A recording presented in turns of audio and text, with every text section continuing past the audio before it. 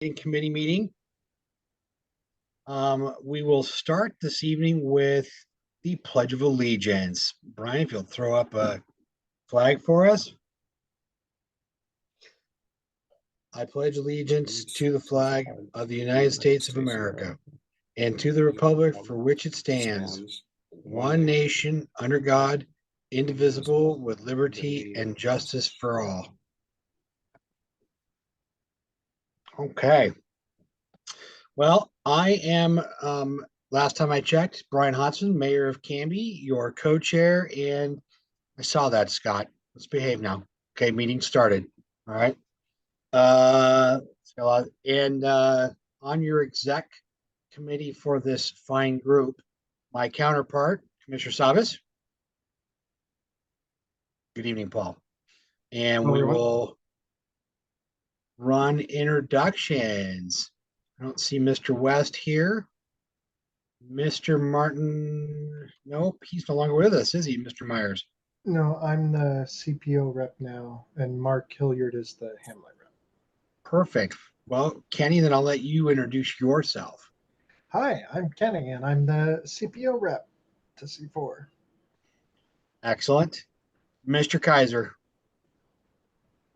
Scott Kaiser, Mayor of Malala, and I'm going to leave Mayor Hodson alone. I'll be nice.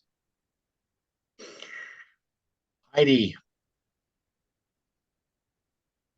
I'm Heidi Muller with Canby Area Transit, and I'm representing the small rural transit providers. Perfect. Thank you. Rebecca. Hi, everyone. Rebecca Stavengard, she, her pronouns. I'm a Milwaukee City Councilor. Excellent. Miss French. Sherry French, Clackamas River Water. Thank you. Miss Pratt. Valerie Pratt, Walton City Council. Mayor Buck. Good evening, everyone. Joe Buck, Mayor of Lake Oswego. Brett. Good evening, Brett Sherman, City Councilor of the lovely city of Happy Valley. Mr. Brashear. All right, thank you, Mayor Hodson. Good evening, everyone. Dwight Brashear. I am the Transit Director for the City of Wilsonville, representing urban transit providers. Excellent. Who did I leave off with? Is that it? Did I get everybody? Staff-wise, Mr. Hockaday, thank you very much for being here and wrangling this group. Do we have many people in the other room? Yeah, we have about 13 folks attending the meeting today.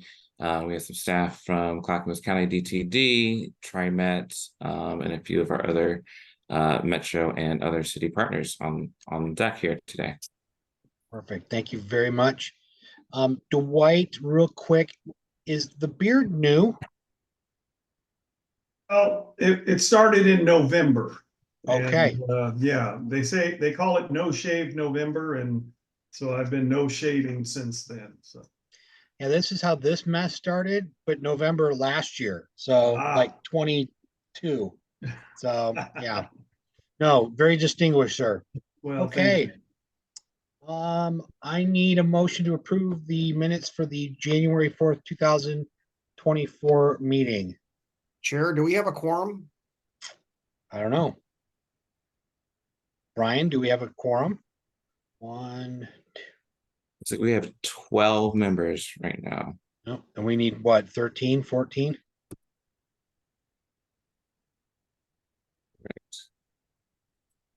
Okay, well, we will table that until if somebody else shows, maybe. Maybe somebody else shows up. Thanks, Paul, for catching that. Well, then we're going to jump into the meat of our agenda tonight, which is appears to be everything transportation or mass transit. So we've got the Forward Together 2.0 plan, and I believe we've got Grant O'Connell from TriMet presenting. Yes, and Grant is coming in the room right now. Grant and John from TriMet, thank you for being here to present.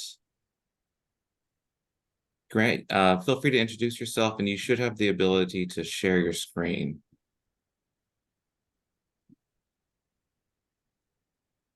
Yeah, I think I'm here now. Can you hear me okay? Thanks. Perfect. All right, so Grant O'Connell here, Senior Planner on the Long Range Service Planning Team at TriMet. And John? John Sarah at TriMet doing regional government affairs. Thanks, Grant. Good to be with you all. We have two things to cover with you, both under the umbrella of the Forward Together brand. First off, so quick primer, refresher. We use the brand Forward Together to talk about how we're restoring and growing service coming out of the pandemic. Forward Together, what we've started calling Forward Together 1.0, was programming out the restoration of service that was cut in the pandemic, as well as growth funded by House Bill 2017, otherwise known as STIF. So programming that out, about 38% growth, contingent upon our operator availability. So financially constrained plan for how we want to put service to the new normal coming out of the pandemic. And then Forward Together 2.0, I'll talk more about later, is more of a long range vision. Okay, so we've got that restoration and small bit of growth coming out of the pandemic. We know a lot of things maybe didn't make it into that fiscally constrained plan. Forward Together 2.0 is a look beyond that. So I'll talk more about that later. So first off, we are now in our second round of rolling out service improvements under the umbrella Forward Together 1.0. And we have a proposal out for folks from this fall. I see Tom Markgraf also joined. I just want to acknowledge Tom. Did you want to say hello at all? He's a familiar face, of course, to you all. No, I actually was just here to watch, and I just got promoted as a panelist. I didn't mean to, sorry. Good to see you, Tom. All right, 1 second while I get the right deck in front of me here. So you've got, oh, wrong screen, stop. You want this one. All right, does that look right to folks? Previous slide. Thanks for the heads up, for the head nod there, Brian.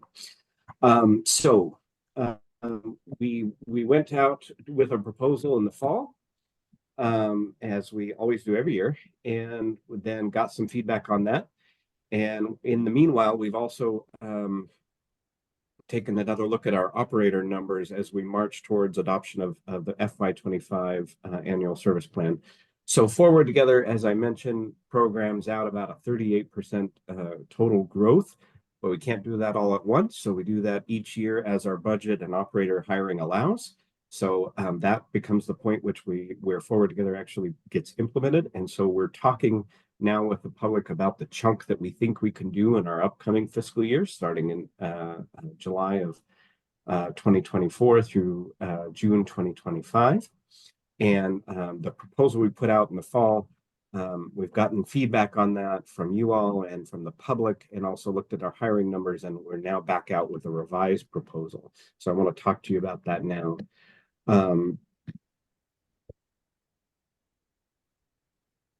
The initial proposal had 34 total lines affected, 2 new frequent service lines, and 9 frequency or span upgrades, and 7 lines discontinued or replaced. We have had to revise that. The revision is singularly as a result of the ongoing national labor shortage that everybody is dealing with, but in particular here at TriMet. We put out a $7,500 hiring bonus, and that continues to be fruitful to help attract folks in the door. But at the same time, we may be casting our net pretty wide, and there's attrition is ticking up a little bit of folks that maybe signed up as a result of that bonus, maybe finding the challenge of operating a bus a little bit harder than they expected. Now, they don't get that $7,500 hiring bonus all at once. So if they don't stay with us, it doesn't mean they get all that. But that's just kind of a quick snapshot of what we're seeing with that. We have made some revisions to our proposal also based on community and partner feedback, in particular in West Lynn. We'll talk about that. And then we continue to run everything through a framework of equity and ridership and making sure that we're on track to meet those goals. So our revised FY25 proposal that is out for public comment right now, where we were originally looking at 34 lines, we're down to 27 lines with 3 new frequent service lines. Now, that caveat there, that proposal actually includes a deferral from our current fiscal year. The operator hiring situation has required that the 2 new frequent service upgrades that we were planning to do this current fiscal year, we're going to have to defer to next year. But then 5 frequency or span upgrades and 5 lines discontinued or replaced. So you can see all that at trimet.org plan, but I'll give you the Clackamas County highlights real quickly here. So starting in the west end of Clackamas County and Tualatin, crossing the border a little bit in that area. Most of note for this group, perhaps, the Line 76 extension, where we're connecting Beaverton Transit Center all the way through via I-205 over to Oregon City, does remain a part of the proposal.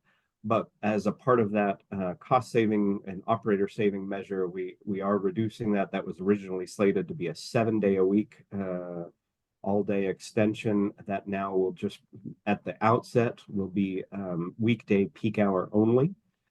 But also with extensive conversations with West Lynn and Lake Oswego, we are introducing a proposal for a brand new line that is not under forward, that was not called for under Forward Together. But after lots of discussion with West Lynn in particular, and our own study of how we might implement that Line 76 extension, we see a need for a new line connecting Lake Oswego via Stafford and McVeigh down to West Lynn, most notably serving the Social Security Administration office and the VA Affairs clinic there. So that's kind of a snapshot of what is in our FY25 proposal for the west end of Clackamas County. Then moving over to the east, everything in, so we have that 76 extension coming in from Tualatin to Oregon City. This is all a big spaghetti mess, and I'm sorry that's a bit confusing, but the key point here is that Line 33, frequent service connecting the community college on up through Oregon City into downtown Portland. We still want to streamline that, running it past the Red Soils campus, but then operating in a more direct route to the transit center and on north. Then where that line, we're streamlining that, then replacing that with Line 31, an extension of Line 31 to cover the areas on Lynn, 5th and 5th there, where the 33 currently operates. Then also this does include a more direct connection straight up 15th from the transit center to Providence Willamette Falls Hospital. This full slide deck, as well as all of the information, is in the full slide deck is, I believe, in your information. I'm not going to go through it all because it includes the rest of the region, but I want you to have it so that you can peruse what we're talking about with the rest of the region as well. That piece, this I'll just go ahead and cover very briefly.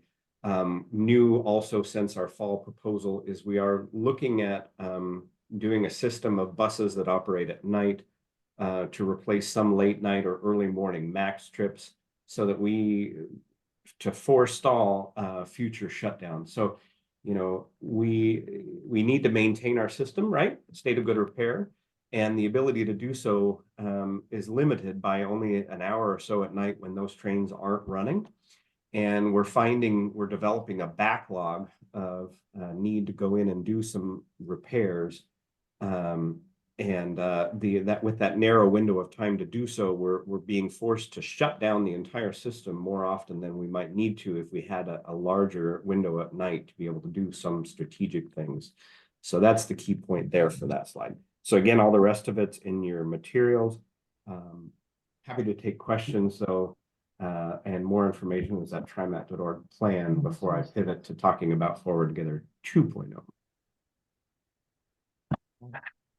So any questions on that bit? I know I moved fairly quickly there to talk about that. Yeah, I have a question. And that is, aside from what looks like, I guess, I can't really say whether it's a haircut or whether it's an ad, but maybe you can help guide us on whether it's a loss, so to speak. But I'm wondering how our neighbors in Washington County, if there are any cutbacks there, and in the Multnomah County, has that been spread out? And is it, again, would you characterize it as a reduction overall or an enhancement? That's my overall question. Might be kind of loaded, but it's a question. No, there's a lot there, Paul, Commissioner Savas, but I can definitely answer that. So some of this, just being perfectly frank, I and my colleagues in planning might have been a little bit ambitious with what we talked about with folks in the fall. What we talked about with folks in the fall, if we could have done it all, would have been about a 10% growth. And this agency in its over 50-year history has only ever done a 4% growth in the past. And so that was going to be really ambitious. So we're still growing. This is still a growth proposal. It is growing at the order of 6% to my original 8 to 10%. So we're still talking about a proposal that grows service. It's just growing at a slightly less increment. And that haircut, as you talk about, pulling it back from that 10% is spread out regionally. In fact, just being frank, Washington County took probably the biggest haircut, and Multnomah County was second with the least amount impact to Clackamas. The reason being, some of the early outset improvements and Forward Together we had to do in other areas, and Clackamas has its due, and we want to make sure we do that in this round. So that haircut, as you call it, is being done less in Clackamas County. Now, I also want to stress that all of those things that we talked about doing in the fall still remain our priorities, and we will look to do them as soon as possible. We can. And we have recently, even as recently as last year, revised our current year budget when we found that because the issue is not money, it's people. And so if we find that operator hiring does tick up, a training class only takes about 5 weeks. If we're able to get that number up sooner, all of those things that we talked about the fall remain our priorities. And we want to pull them forward and do them sooner if we can. So again, 10% growth. Originally, we're down to 6 to 8%, still a big growth. And that gap in the interim remains our priority, and we will look to do that as soon as we can. Just one follow-up, one clarifying question on that. Is it a percentage cut when you say that Multnomah County took a greater cut or Washington County took a cut or reduction? Would you characterize it in percentage, per capita, or just the number of lines or the hours of service? I mean, what metric do you use to say that it's greater in Multnomah County than Clackamas? Well, Washington County, for example, I think of it more in the way that our riders think about it in terms of what that service was going to be. I know other folks want to think about it in dollars and cents, but from the rider's perspective, what we were talking about in Washington County was a whole new line, the 115 connecting the Intel campuses all the way south down to Aloha, and another new line going along Baseline Road. So taking one route and breaking it into two and introducing a whole new line. And instead, our revision is that we're only going to reconfigure that existing line and tweak it a little bit because we just can't get the people together to introduce that whole new line. So that's how I think about it. If you want to think about it in percentage, it's that tweak that we're doing in Washington County is still a bit of growth, but it's on a percentage point basis where we were talking about 8 to 10% before. We're talking about 3 to 4% growth now. So to give you a sense of where we're at. Thank you. Counselor Pratt.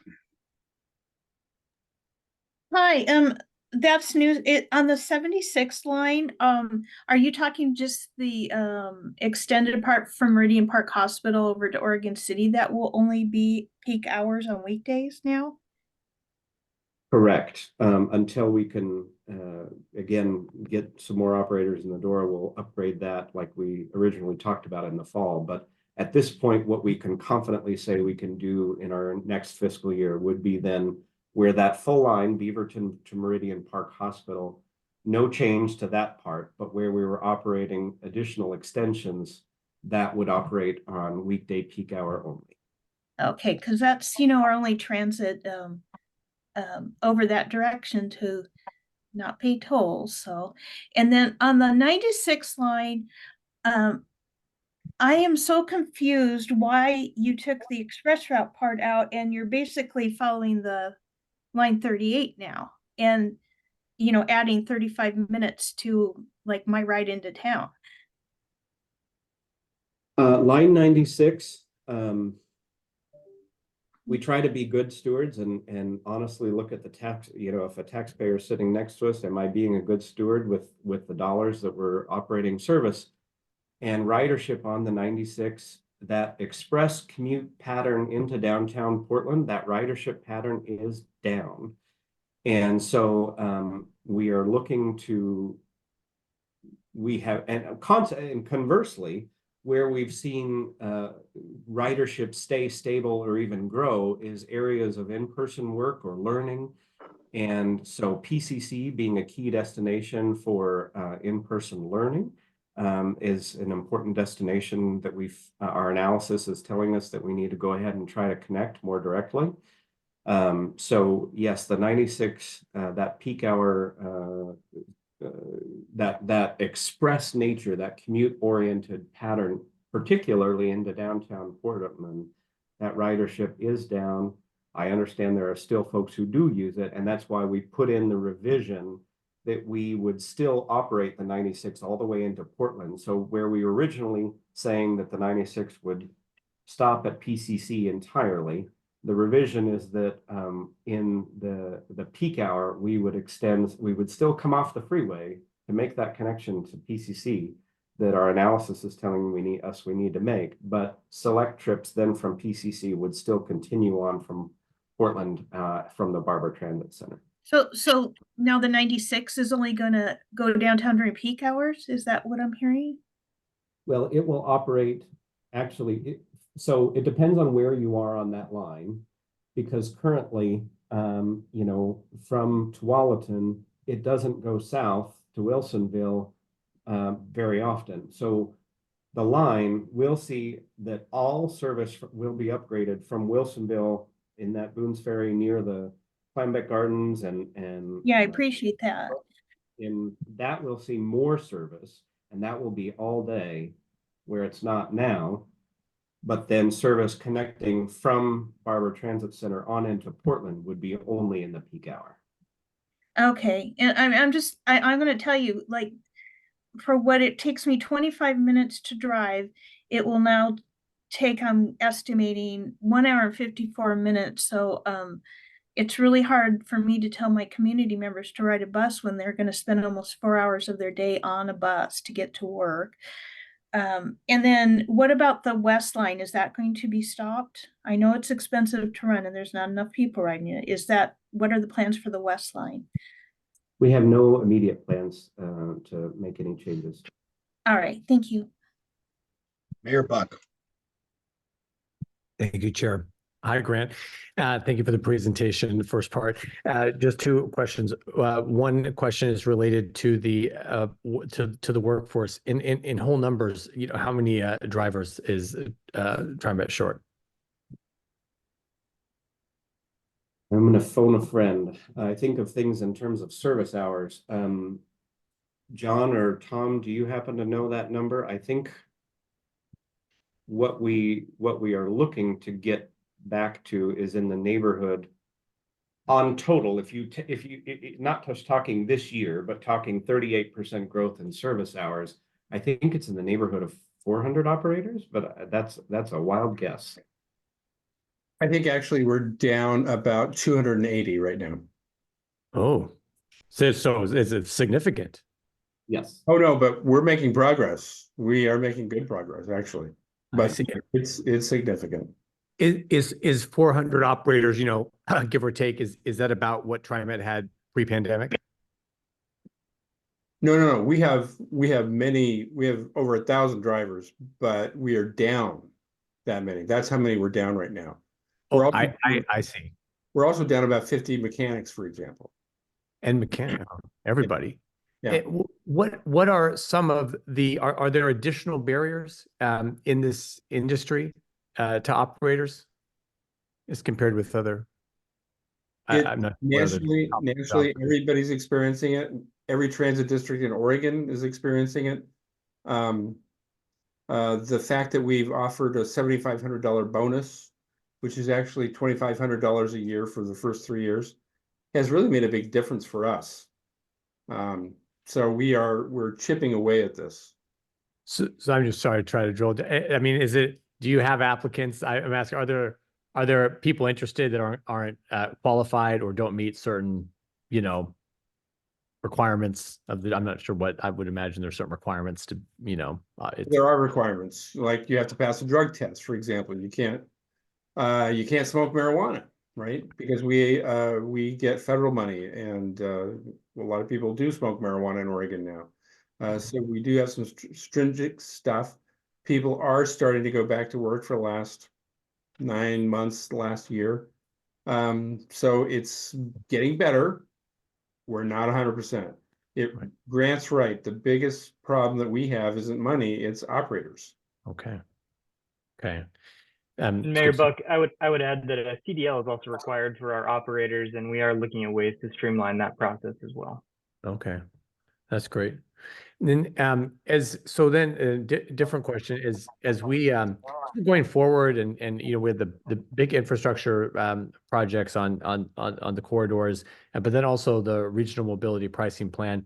What's the conversation like between TriMet and Metro and ODOT if you look to incentivize reduce congestion and incentivize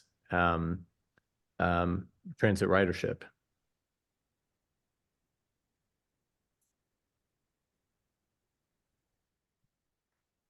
That's a big question. I would say for my group,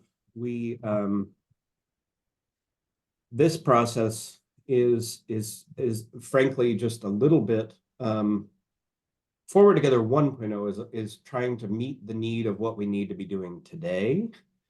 And those other questions about what do we do in the future are more for our next project I guess it'll be a good segue. So hold that thought, I guess. Any more questions, Mayor Buck there? No, thank you very much. Mr. Gronke. I speak as an outsider. As all of you know, I don't hold a local political office anymore. I'm just curious, is there a mechanism or law in place that would allow TriMet to accept a subsidy from a local municipality in order to avoid a cutback in service? No, I'm not aware of any law outlawing such a thing. And in fact, Washington County's transit study that's underway right now specifically notes that as a mechanism by which more service could be sought. The famous example of that nationally is Seattle. The King County Metro serves a large, being their transit district being the county-wide. The city of Seattle wanted to see more service than what King County Metro felt was an equitable distribution, and so Seattle passed a measure to fund an increment to see that additional service was provided within the city of Seattle greater than what King County felt was appropriate for those levels. So that type of arrangement does exist, and I don't believe there would be anything that would preclude it from happening in Oregon.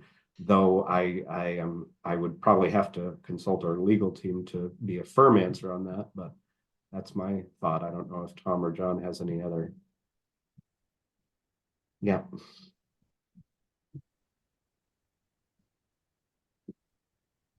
Okay, Susan.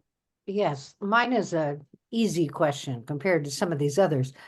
Did I understand correctly that line 33 is going to have increased frequency?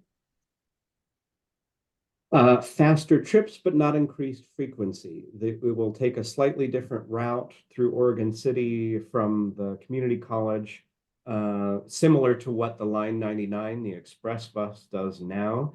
So our goal is to make that trip faster by way of a more straight route, but it does not seeing additional frequency. Okay, thank you. And Sue, line 33 is already frequent service, correct, Grant? So it's already Yeah, our exactly. It's highest already level. at the highest level of regular bus service. Yeah. All right. Well, gentlemen from TriMet, thank you for taking this time and coming and presenting to us. We appreciate it. I'm sure as this continues to move forward, there'll be lots more questions coming your way from this group. So thank you. I do actually have, there was kind of two parts to my presentation. I can make the other part very, very brief, if you'd like. But I feel like it's worth I want you all to be aware that we're working on this. So I will do the very snapshot version of this. What we're calling Forward Together 2.0. Give me 1 second here. Get that queued up. I'm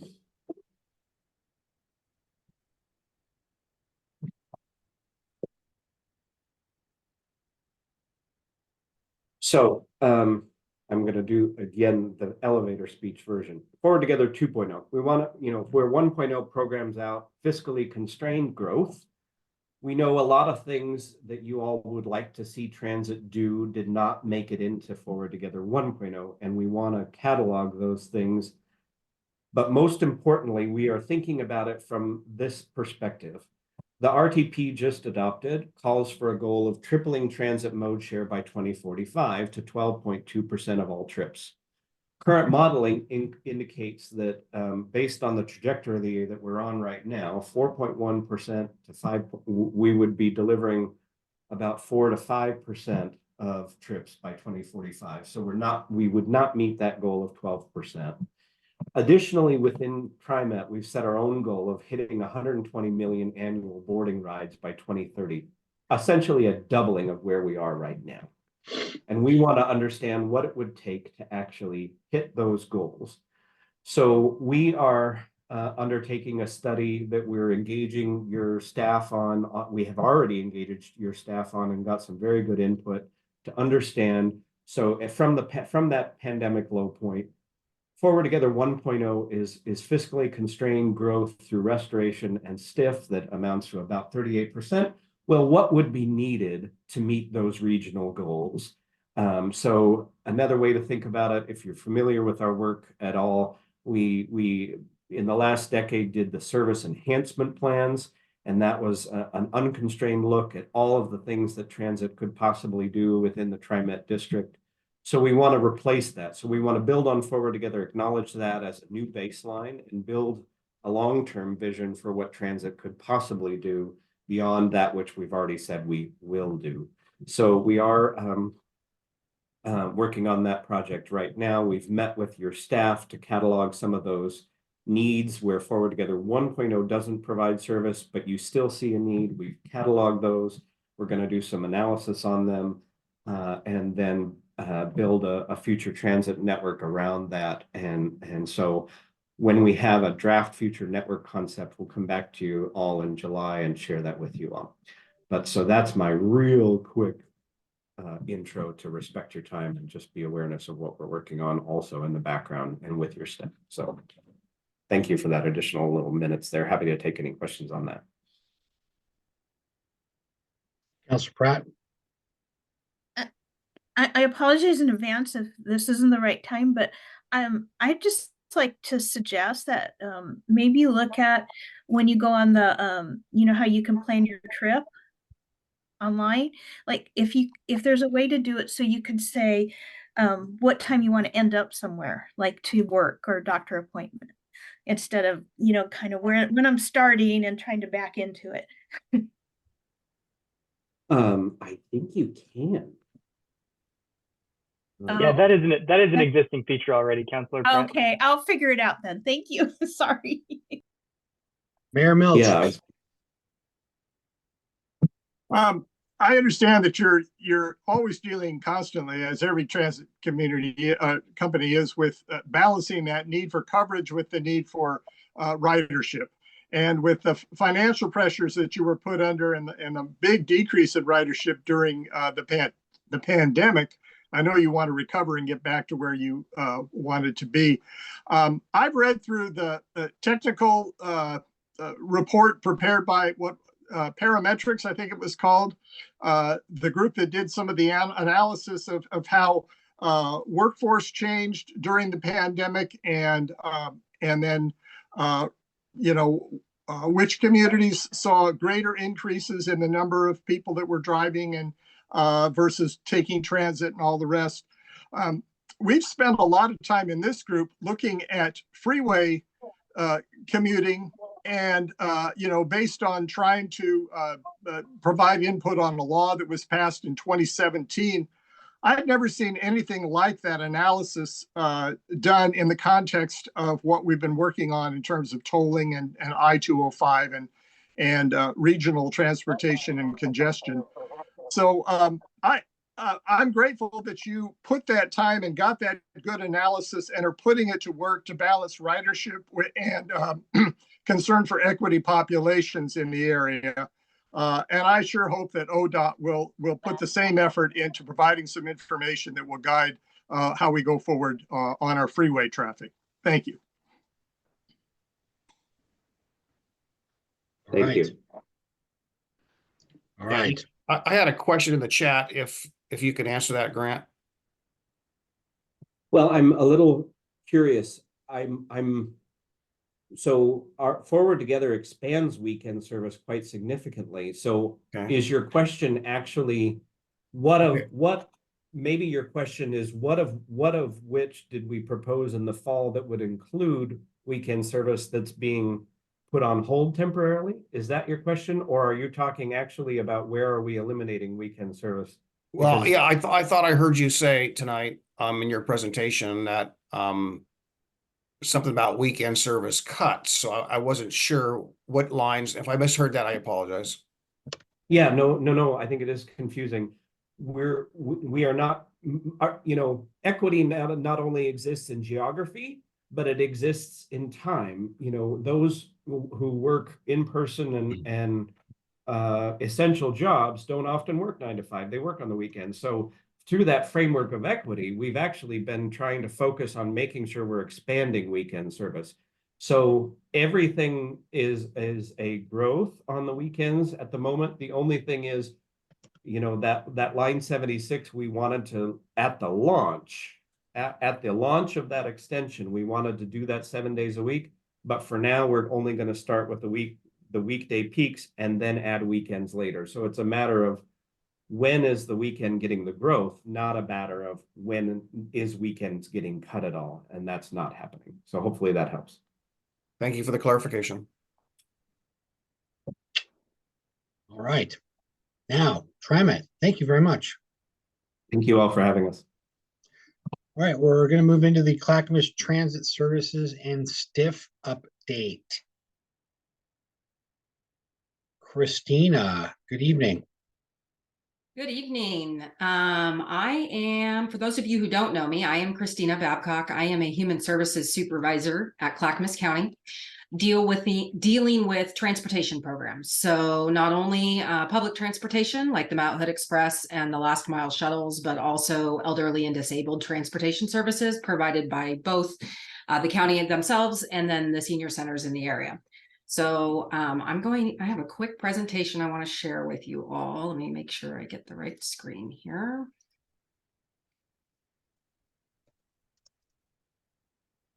All right. Can I get some nods from somebody saying they can see my screen? All right.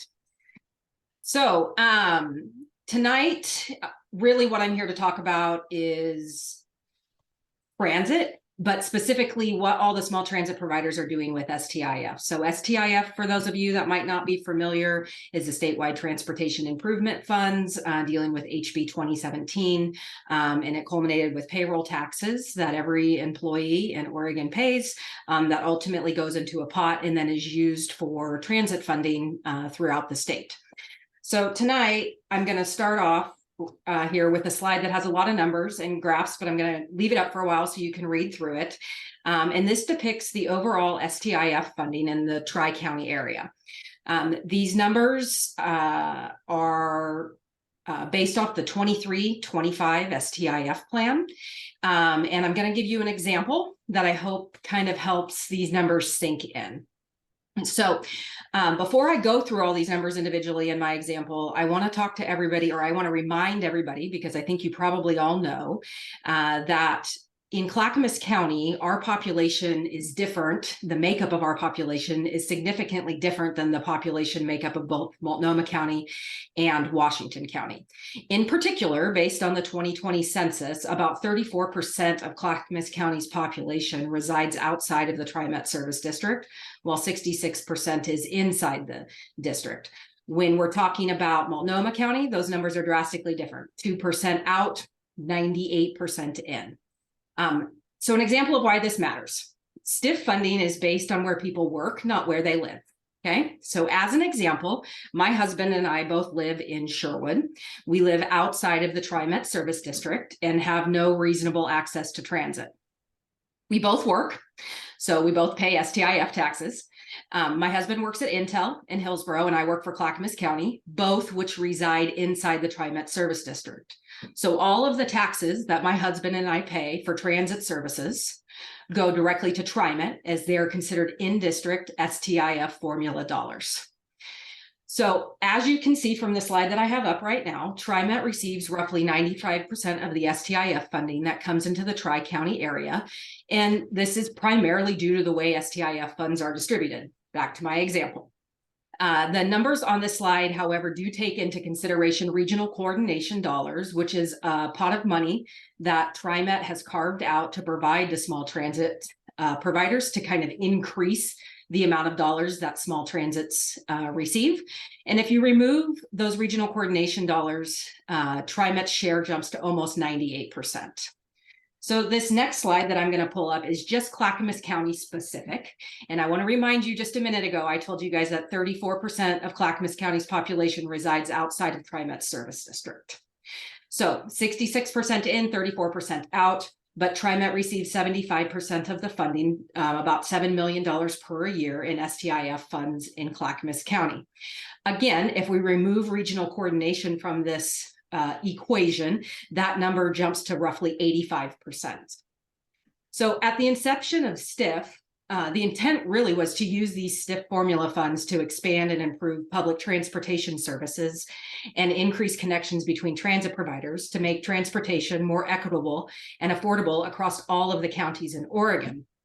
As I move through the rest of my presentation, I want you guys to keep in mind not only the example I provided, but also these numbers that really show that everything that the small transit providers in Clackamas County are doing to support the intent of STIF is done with just a little bit over $2 million.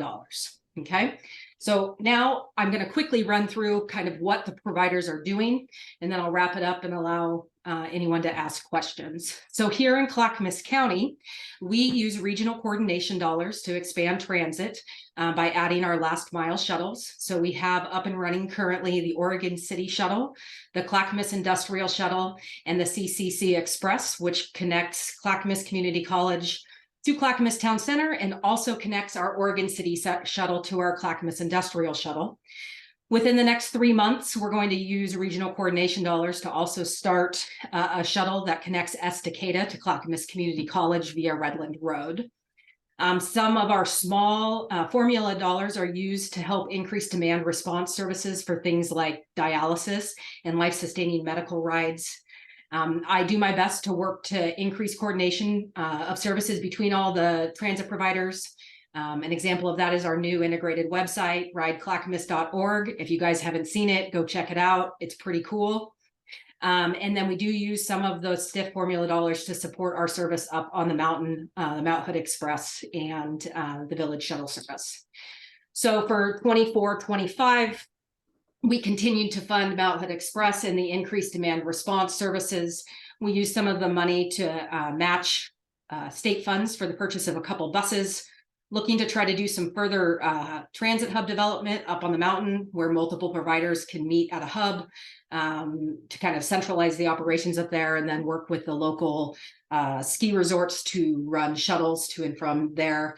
And then another big piece is trying to address the missing connections identified in the transit development plan that was done a couple of years ago.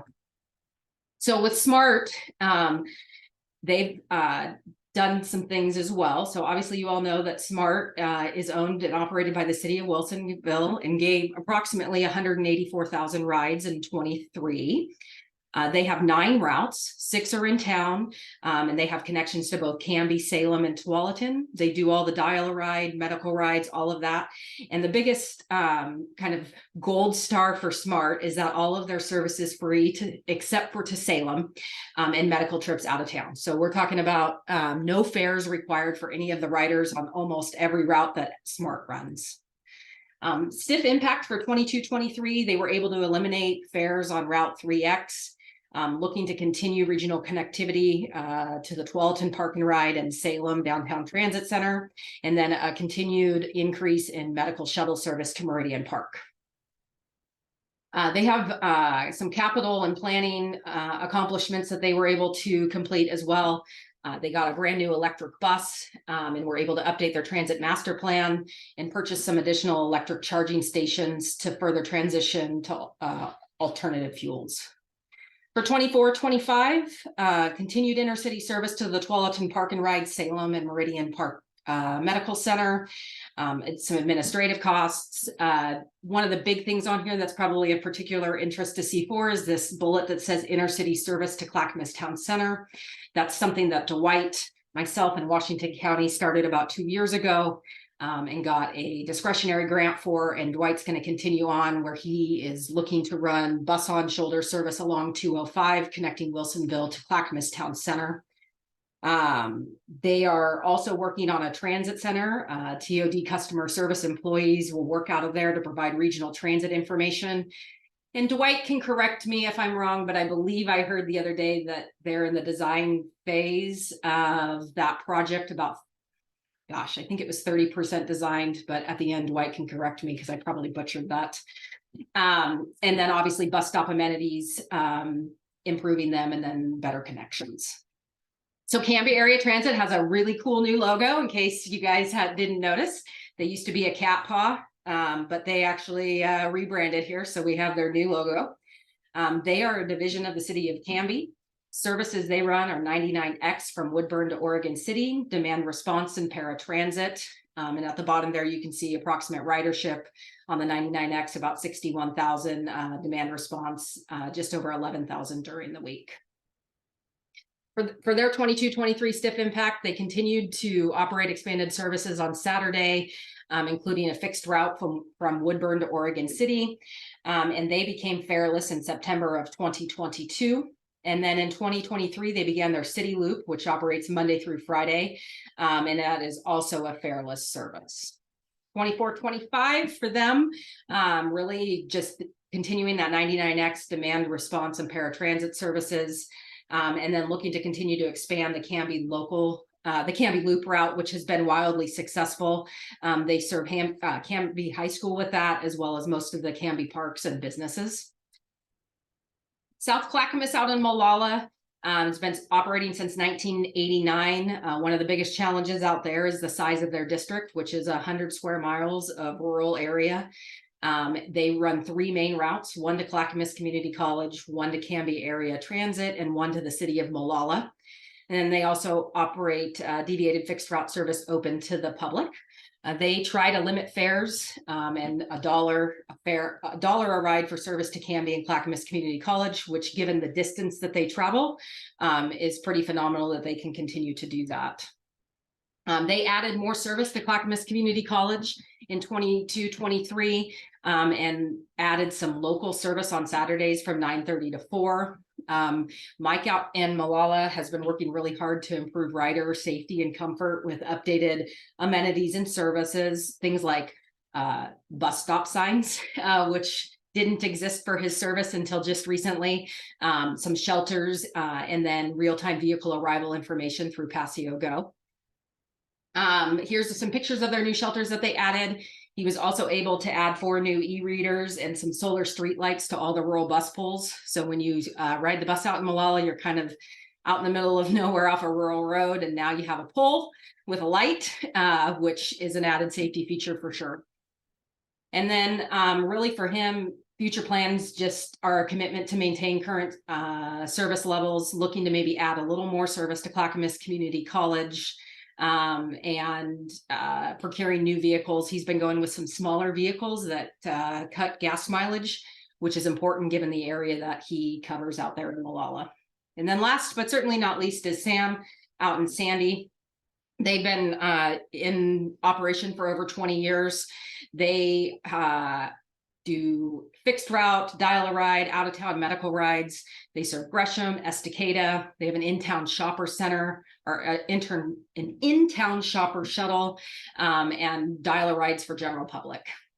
For them, Stiff really added service hours to their 3 main routes: Sam Gresham, Sam Estacada, and the Sam shopper shuttle. Out there in Sandy, they're trying to save up some money for a bigger operations center, because between the city of Sandy and the Mount Hood Express operations, we've outgrown that building, and we definitely badly need a new operations center. So they're working towards that. In 24-25, they'll continue their expanded service, looking to add some Saturday shopper shuttle service, 5 runs. That's been in high request out there for many years. So they're going to give it a go and see if they can make it work. And then continue to look to save for that new operations building. So big project for Sandy this year is done with regional coordination dollars, which is a brand new route that just launched about 2 weeks ago, right in the middle of an ice storm. That's running from Sandy into Clackamas Town Center. It's a commuter route with limited stops, but definitely is providing service to Boring and Damascus in areas that haven't seen fixed transit service in years. So that's up and running. I don't have any ridership numbers right now because it's only been for a couple weeks, but hopefully next time I return, we'll have some good news on that project. So now that I've kind of gone through I've gone through numbers and I've gone through what we all do. I just want to remind you that we're all doing really, really amazing work with a small amount of money. And I've come to this committee a handful of times and attended various meetings over the years. And one of the lingering questions kind of always seems to be, how can C4 help influence a greater transit presence in Clackamas County?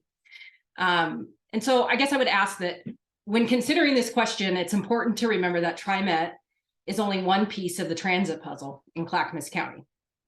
Thinking back to the example I gave at the beginning of the presentation about my husband and I, think about the changes in transit service that could happen if Washington County, as an example, received 50% of our tax dollars or 100% of our tax dollars. It really just boils down to a couple simple concepts: fairness and equity. So we can't, as a group of elected officials and staff members and transit providers, continue to stand by idly waiting for things to change in Clackamas County. And I would just, remind you guys that C4 has a voice. And, as a small transit provider, I would hope that you guys could help champion and support changes in STIF rules and how STIF dollars are distributed to areas outside of the TriMet service district, because that is actually the most impactful way to bring about change to transit service in Clackamas County. We have 5 very strong service providers that are willing to fill in those transit gaps and fill in those transit deserts and make sure that the 36% of Clackamas County residents that live outside the TriMet service districts, tax dollars are being used appropriately. So I guess with that, questions or comments? Mayor Milch. Thank you very much for that presentation. What's the simplest answer to the question of why these small transit systems that get such a minute share of the stiff dollars are able to operate with low or zero fares? The key is we're small, and so our costs are therefore smaller, right?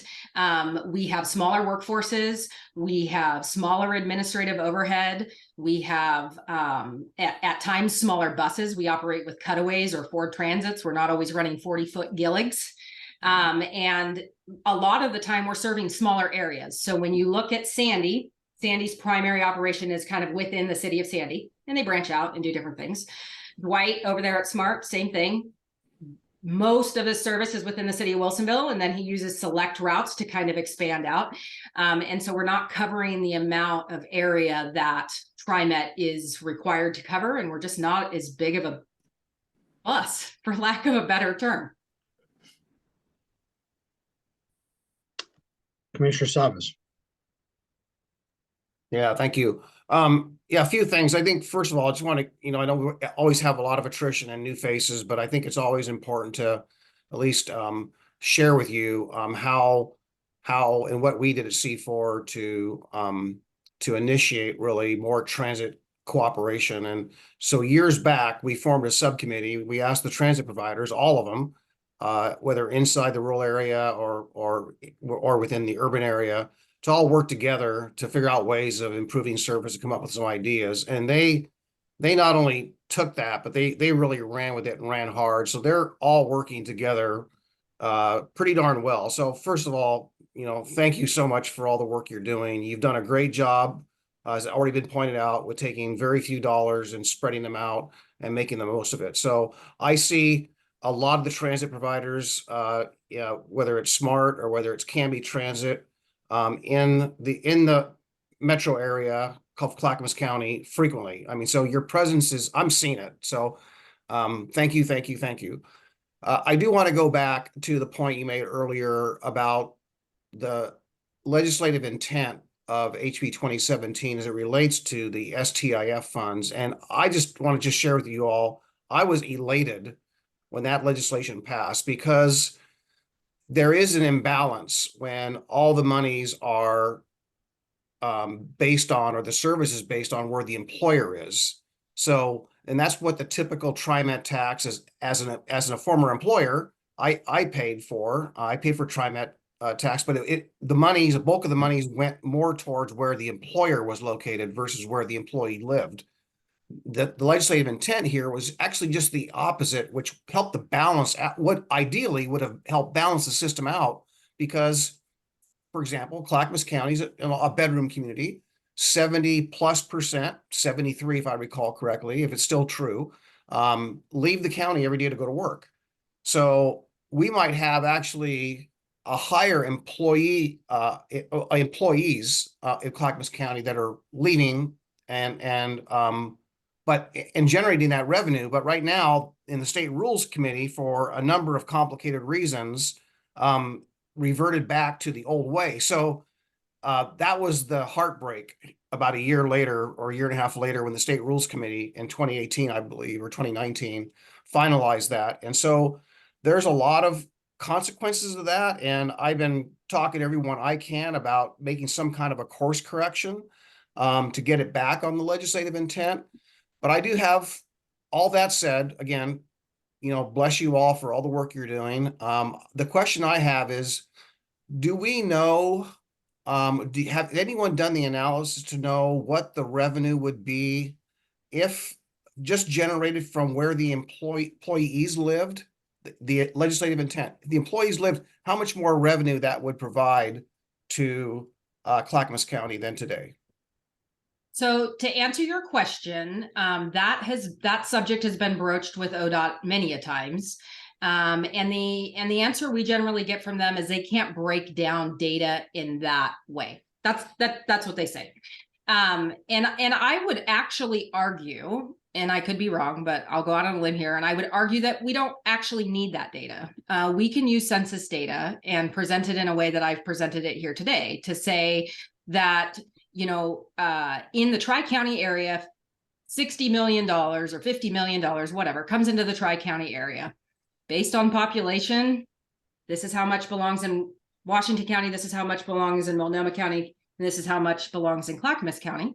And then when you break down each county, you use, again, population to say 36.8% of Clackamas County's population is outside of TriMet Service District, and therefore 36.8% of the $27 million or whatever that comes, or the 9 million or whatever that comes to Clackamas County should go to the small transit providers. So to answer your question, Commissioner Salvis, no, nobody has done that specific study because nobody has been able to get hands on the data that you're asking for. But I am also a true believer that it's being made way more complicated than it needs to be.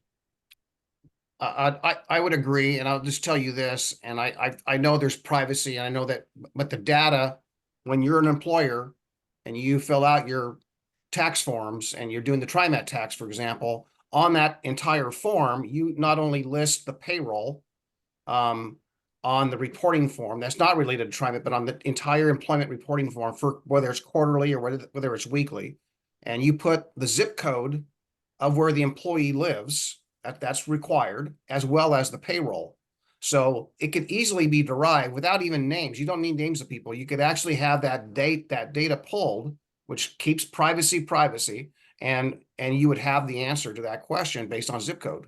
Well, I think the hang up, I'm sorry to interrupt. I think the hang up, because I think that's been addressed before, been asked by Todd and Canby, is that not all zip codes fall clearly within or outside of the TriMet Service District, Sherwood being one of them. Some of the 97140 is in TriMet Service District and some of it is not.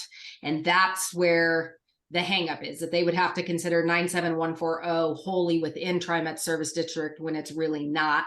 And how do you start to parse out zip codes partially? And I apologize for interrupting. Sorry. Right. No worries. And you're right. And I had this conversation way back, and I was told that in those scenarios that you just described, which is accurate, there could be a calibration done to basically average it out. So it's doable, Rich. It's only math. It's just simple math in a formula. So it's not insurmountable, in my opinion. I just want to just say that. But so can you give me, would it be a large influx of cash or money for transit if it was back to the legislative intent, Christina? Yes, no? It would be huge. Okay, there you go. Okay, thank you. Mr. Brashear. All right, thank you. Christina, I would never, ever criticize your numbers. But we are at, for our transit-oriented development, I think that's what you were speaking of, we are at 100% design. And what you were thinking about, the 30% was on our expansion of our yard. But the TOD is at 100%. We're planning to break ground later this year. We'll have about 18 months to complete that project. And when it's done, there'll be 121 units of affordable housing. So the entire building will be affordable housing with free transit right outside. So anyway, I appreciate the presentation, but I don't want, I'm not going to allow you to gloss over we talked about the legislative intent, and we talked about collaboration and coordination. My understanding is that you are part of a coalition of providers in Clackamas County. Can you expand upon that? What you talked about some of the projects, but how often do you meet? What do you talk about? Do you share resources? So on and so forth. White's leading me, just so everybody's aware here, because he clearly participates in this. But all of the small transit providers in Clackamas County meet weekly. And when we're not meeting, we're often communicating via email, right? So I look at my job, or a large portion of my job, as kind of herding those small transit providers and helping make sure that Clackamas County specifically is using their STIF dollars to help achieve the intent of STIF, right? By helping with coordination projects, whether it be money or whether it be an encouragement for me to try projects, or whether it be connecting resources. And a good example of that is actually Andy's route from from Sandy into Clackamas Town Center. It had been something weighing on her mind for some reason. I said, let's do it. Like, let's put together some numbers and get it on the regional coordination books. We did. It got funded. And now, you know, as of 2 weeks ago, it's running, which is a huge transit win for Clackamas County. And connecting into Clackamas Town Center is huge because Clackamas Town Center is essentially a transit. You know, it's a transit hub, right? So you're bringing people that have not had fixed route service for years into a transit hub, and then they can get a lot of different places. And when Dwight's service starts running on 205, you're talking about people being able to connect from Sandy to Wilsonville, which is pretty awesome, especially when we're talking about the implications of tolling that are coming our way. So Dwight and I and all of the other small transit providers are quite good friends, and we spend a lot of time trying to coordinate stuff. And so, you know, when it's asked how we can do so much with so little, a large part of that is all of the people that are in charge of these systems, as well as myself and the team at Clackamas County that are doing everything we can to squeeze, you know, the blood out of the orange per se, right? Trying to get every penny worth of stuff going. And it's, hey, can I give you $30,000 to expand dial-a-ride service? What does that look like? How can you do it? Hey, Dwight, what does it look like for you to provide service to Sherwood? How would we do that? How would we fund that? What would that route look like? And so there's always constant kind of conversation in the background, trying to make sure that we get as much out of it as we can. Yeah, and thank you for that. If I can answer Councilor Milch, his question about free service. And, you know, one, I think you have to have a city council that supports transit. And then the other is you have to have a desire to want to provide that service. And my argument to anybody, and this was my argument to our council, when HB 2017 was passed, we're collecting payroll tax from employees. So in my opinion, they've already paid their fare. And they pay their fare every time they get a paycheck, they're paying into that system. And I didn't think it was fair to double charge them. And so we are desperately trying to expand our free service and the Clackamas Town Center service. If the city council will allow me to make it fare free, we will do that. And I have every expectation that we'll be able to do that. So I love this group, great group of transit professionals to work with. Clackamas County is lucky not to have me, but certainly to have all of those folks that they carry me. I'm just, you know, I'm just a fill-in for the drummer. So thank you. Mayor Buck. Thank you, Chair. How many small transit providers are there in the metro region? So you have, well, Clackamas County, you have Clackamas County, you have Smart, Canby, South Clackamas, and I just forgot one. Sandy. Yes, in Sandy. Thank you. So we have 5 in Clackamas County. Okay. In Multnomah County, there are other providers, but they are not providing fixed route transit service. It's more focused on elderly and disabled transportation. And then in Washington County, you have the services that are focused on elderly and disabled transportation. And then you also have some shuttles set up with ride connection. And I don't know how many different shuttles they have off the top of my head, Mayor, but they have a couple. I know they have one in Forest Grove, and I know they have one in King City, but it's a little different than our small transit setup in Clackamas. So it's really just in Clackamas, the small actually running transit. Is the money that comes through the STIF funding just is it more capital in nature, or is this STIF money funding operations? So for Clackamas County, it's for Clackamas County proper, like me, Clackamas County as a provider, it's kind of a split, because as the provider in Clackamas County, we don't have a payroll tax, right? So I have to use STIF dollars to run service, but I need buses to run that service. So I end up splitting my STIF dollars. For other organizations, I think that split's slightly different. Sandy has a payroll tax, and I think the payroll tax funds a good portion of their operations, and so their STIF expenditures are less capital in nature. Based on what I know about Canby, most of their STIF dollars are funding operations, and I think there's a bus purchase in there. Heidi's nodding her head, a bus purchase or two, and then Smart. So it kind of depends on the provider. Okay, and then, so the small providers, are they applying on a annual or biannual basis for the funds, or is it kind of automatic? So what happens is it's a quite convoluted process. So I'll try to make it brief. But all of our plans are 2-year plans. ODOT makes a projection for the Tri-County area, and those projections are published. Okay. And so they'll come out and they'll say, okay, for FY 23-24, we're projecting $65 million. And for 24-25, we're projecting $70 million as a projection. Okay. And that's for the Tri-County area. Then based on that, TriMet has a allocation method based on where people work, not where they live. Okay. That gives everybody a certain small percentage of that pie. So we get an idea, like, you know, in Clackamas County over this 2-year funding cycle, you'll get $1 million. And these are just estimates. And then we build a plan off of those approximate numbers. Okay.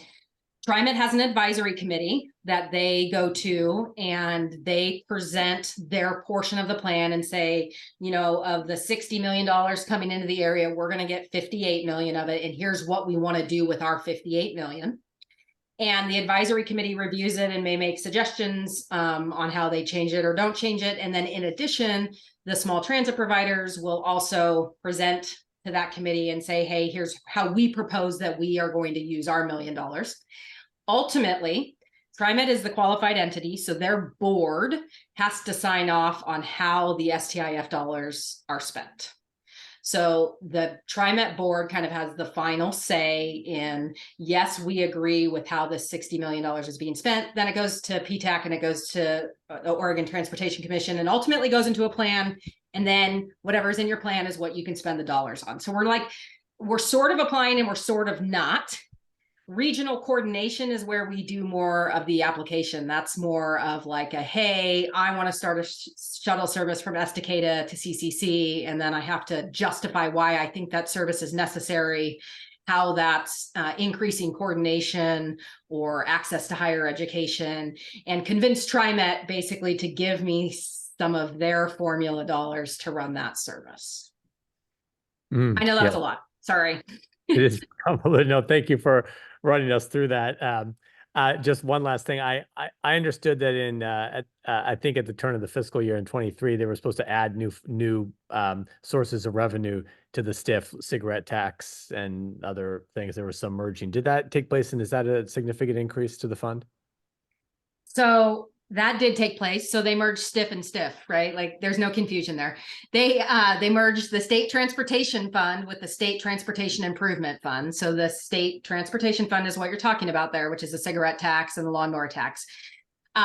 It didn't increase the pot, and here's why: because those STIF or those STF funds, which have now become STIF funds, are still designated for human services. By law, they're designated for E&D transit service. Right. So I use that money for expanded dedicated dialysis and medical rides, et cetera, et cetera. So those funds have been spoken for with projects in both Multnomah County, Clackamas County, and Washington County for years, decades and decades. And those projects continue. They just are now in a different funding source because they kind of mushed it all together. And it just makes it that much harder to follow. Thank you so much, Christina. Yeah. Okay, so I know this apparently needs to be a hot topic, and Councilor Pratt and Susan, I'm sorry, we are at actually the agenda cutoff.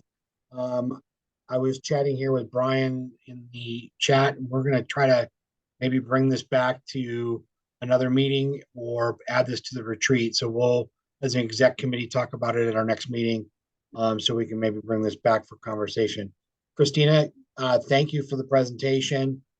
To all the transit groups, thank you for all of your hard work. It is a little bit of, it's not a little bit, it's a lot of squeezing water out of a rock. So we appreciate what you do for Clackamas County. So thank you. We're going to move into legislative updates because we are in a short session of 35 days of fun-packed activities in Salem. Mr. Wilson, what do you got for us? Hi, thanks for having me back. I thought y'all were going to get rid of me after Brian took over, but I'm glad that you still have space for me these days. I really miss you guys, is really what I want to get to. I really miss you guys. The legislative short session starts on Monday. All of the bills for the session just released last night. So this morning, there are 280 bills. So 280 new potential laws that Oregon could see. I think you guys know that they don't all pass. They don't all get across the finish line, and some of them are a little redundant, or just trying to balance each other on different sides of the chambers.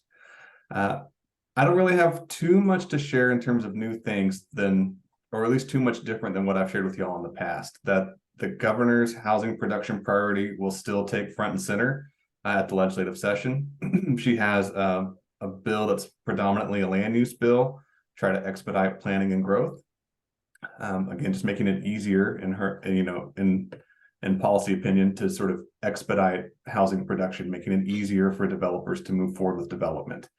And attached to that is this, huge, relatively huge $500 million of programmatic funding and cutouts that will sort of go into different buckets to help expedite that as well. So it's broken up into different funding areas, including mitigation funds, as well as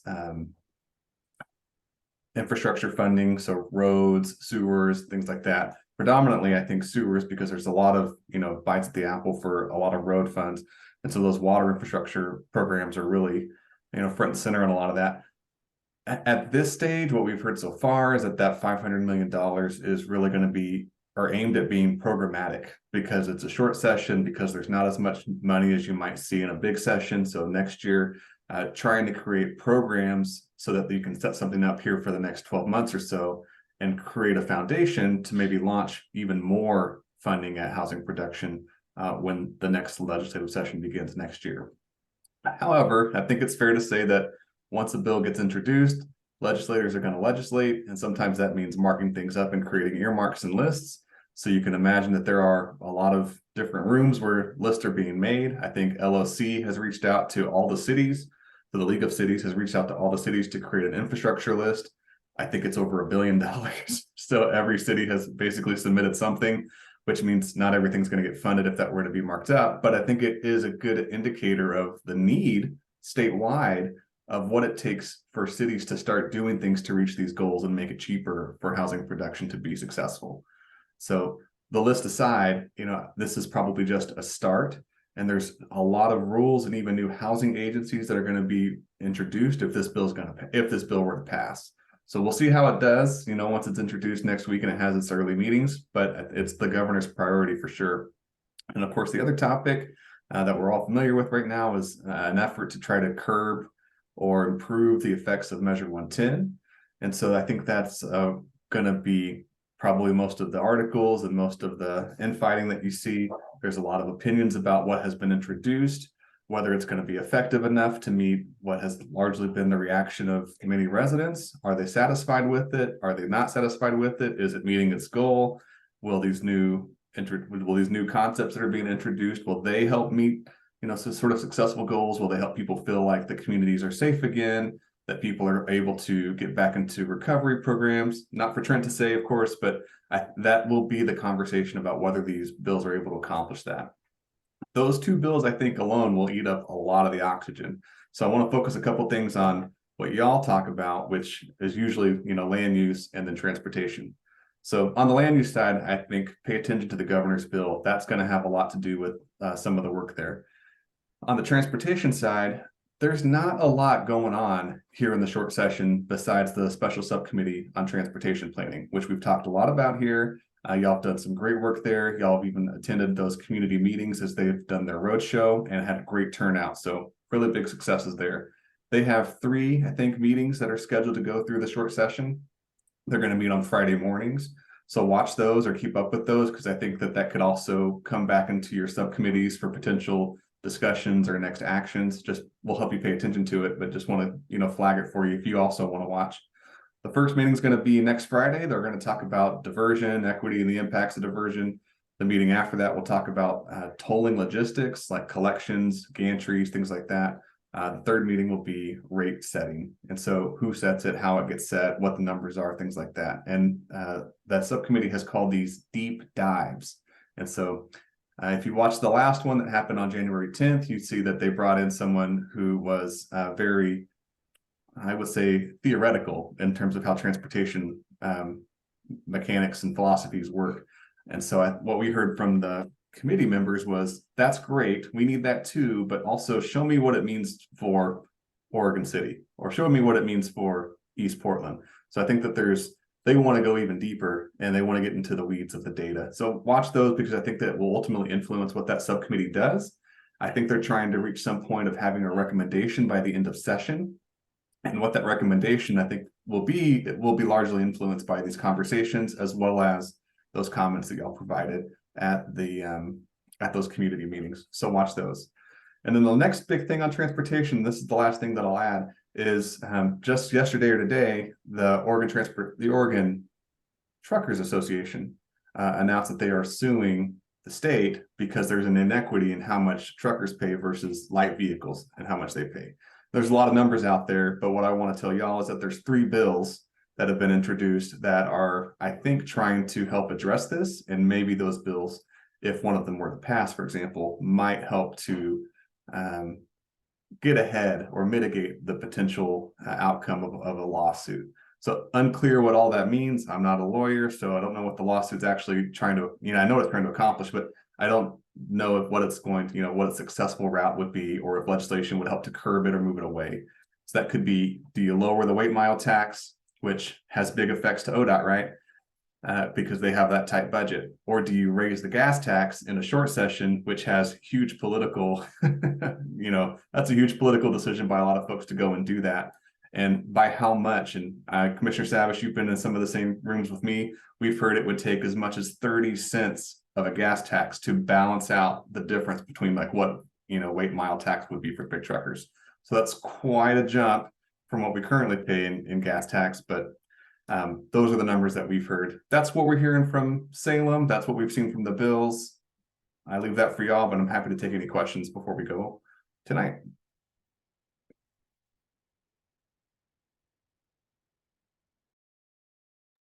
Going once, twice. Sold. Trent, good to see you. Thank you, sir. I'm sure you'll see many of us down in Salem here over the next couple of Forward to it. Y'all are my favorite people. What's that, Trent? I said, y'all are my favorite people. And I wasn't being glib. I really like y'all. Well, we like you too, Trent. All right. Moving into other updates in business. JPAC Impact. Who's JPAC? What do you got? Okay, JPAC, real quick. We had the presentation. We heard same presentation we had at the last C4 Metro on the climate reduction, the CPRG Act. I think most of us have heard this presentation anyway. But there's a good working group. It's a kind of come one, come all of our teams that work in our agencies, cities, organizations, and they're all taking part in putting these kind of shovel-ready plans together for this federal money aligned with federal goals and whatnot. It's not competitive. It's kind of as it comes in, as these projects are put together. We also heard got a great presentation on basic data on regional freight. The areas where they're seeing the most delay, where those kind of bottlenecks are. The interesting presentation there. And then Trent was a member of a great panel that came and presented kind of on the 2025 transportation panel, members of all the counties and TriMet, ODOT, all the organizations did a great job, really talking about the major kind of the challenges, opportunities, a little bit of a SWOT analysis on transportation.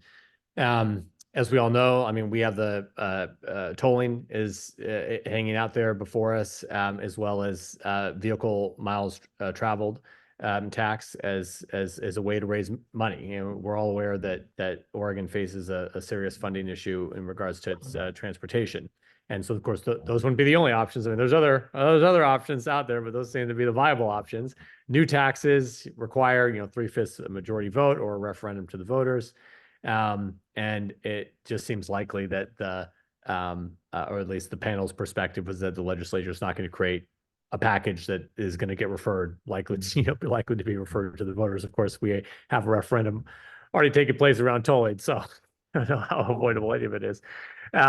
challenges identified is just, the overall passing of the package, such diverse interests and needs. And there just hasn't been right now a lot of leadership interest in moving this package forward, but they suspect that will change as we move past through the short session. Another big challenge, there's not a lot of good public trust right now between ODOT and the public in general. And there's a perception that Oregon asks too much of its transportation funding. So the end message was that it's just going to take a lot of collaborative work. So I'm sure that this body, all of us working together at Clackamas, honestly, I think through the tolling, we've done such a good job working together on tolling that we're set, for 2025, working collaboratively with our legislative leadership, hopefully with leveraging these relationships we've built with ODOT, some of them better than others, and with great people like Trent and our teams on the front lines of this work. It will take a good effort to make sure that the state's putting forward something that's going to work for all members of our communities. Thank you, Joe. MPAC. I can take that one. So MPAC also had a presentation on CPRG. So exact same presentation, been making their rounds on that. Metro's got some grant money that'll be focused on this going forward. So that'll be coming up, in the future as well, focused on, things like transportation, residential energy efficiency, waste management. So keep your eyes open on that. And then also MPAC had a pretty robust economic panel discussion that was pretty interesting about our economy here in the state. The notion that we are, kind of orchestrating a soft landing here, and the economy has definitely cooled down over the near term. Labor market's also cooled down, but isn't as extreme. It's still a tight labor market, but it isn't as bad as it's been before. Also kind of talked quite a bit about the Oregon business cycle. Interestingly, we have a pretty efficient workforce here. So we are very productive as a state. But one of the hurdles we have to overcome is, historically, our economic growth has come from population growth. And on a net basis, population is leaving the state, not moving here. And so that has been somewhat problematic. Also, we have significant issues with underbuilding of housing, and then just affordability issues in general. So, lots of mixed messages at this point going forward from an economic perspective. And I think that is all I've got for impact. Thank you. Great. Thanks, sir. Appreciate it. Mr. Sherman is far too modest. I think we should recognize him as the incoming chair of MPAC. Oh, I was appointed vice chair of MPAC at the last meeting and will be chair next year. So thank you, Mr. Gronke. And Mr. Gronke, thank you for your kind words at the meeting. I did donate money at Rotary today on your behalf. Thank you very much. One subject did come up at MPAC, which struck me. ODOT seemed to be taking credit for congestion management on their tolling scheme as a means, an effective means of meeting the climate change challenges which have been presented in Portland. When I asked for any data to back that up, there was a moment of silence coming from both Metro and from ODOT. I do think, if we can really be objective about this, just the threat of tolling has already improved congestion around the region. So there's that. Thank you. Well, it's interesting at this point that they are taking credit for using congestion management as the reason for meeting the climate crisis. Oh, yes. We all know that topic all too well.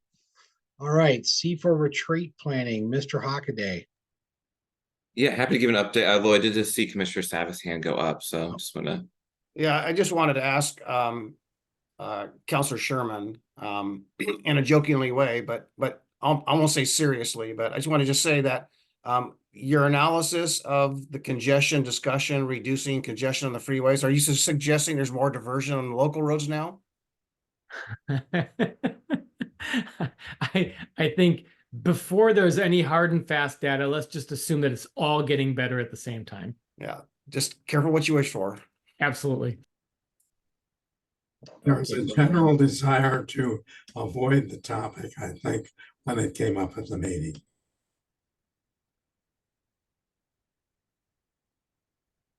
Great. Well, good conversation. Thanks for those updates.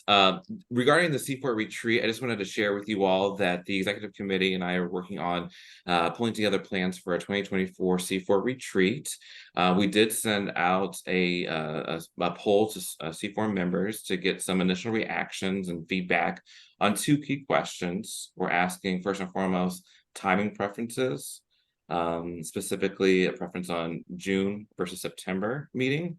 And then also starting to collect some feedback and suggestions on retreat topic agenda items. So far, we have about 10 or 11 responses. So those folks who have not yet responded to the poll, I'll go ahead and send out another reminder tomorrow morning to ask you to go ahead and do that. If you can, please provide a response by early next week. It'll be really helpful as the executive committee reconvenes.